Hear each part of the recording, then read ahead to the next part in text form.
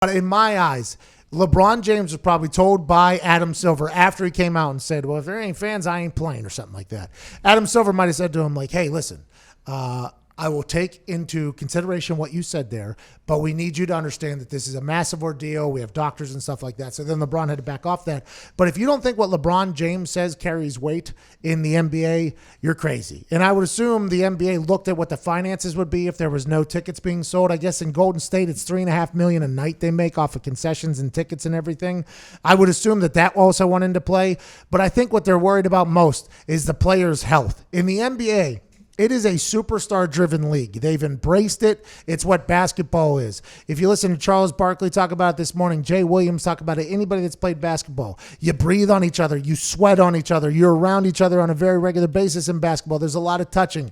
If you lose 4 or 5 superstars from the NBA because of this, or they get sick or something along those lines, the NBA is in trouble more than any other league that could potentially lose players, because it takes a very special athlete to dominate in the NBA, and you have to be, there's only a few guys that can do it. There's only a few people that can do it. So the NBA has to look out for their wellness. They have to look out for that. And also $3.5 million being lost if they're playing games with no fans is probably another additional factor to that. And Adam Silver, who I think by all accounts is maybe the best commissioner in all of sports, probably took that in, listened to what people were saying, and said, bang, we'll suspend the league. Let's see how the summer looks. We have breaking news. There's some college dominoes falling. Okay. The Big Ten Conference announced today that it will be canceling the remainder of the Big Ten men's basketball tournament effective immediately, and the American Athletic Conference is doing the same. This is the first year Iowa had a chance.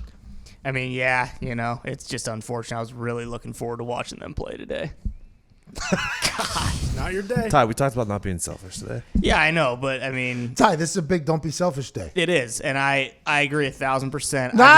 Hey, sure sounds like you. I mean, we got a 2:30 tip. Can't we just maybe do it? I mean, I just at least want to watch them one more game. See, this is something that if you read some people who are in Italy's post, this was the mindset of a lot of people over in Italy. It's just the flu. It's not that big of a deal. Blah, blah, blah. Now the entire country's on quarantine. The entire country is on lockdown. Their hospitals are at max capacity. ICU units are being turned into hallways now. I mean, it's just a crazy time, Ty. It's bigger than basketball, Ty. Well, I know, but we weren't going to have fans there anyway.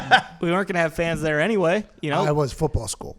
No, I'm just saying they already said that no fans were going to be at the remainder of the games for the tournament. Maybe just let the boys play. One more game with the boys.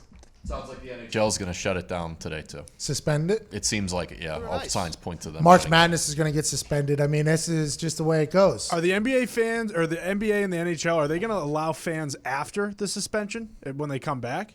I would assume when they come back, they'll be at a point where they think fans will be able to come back. But I think that is more government than the leagues.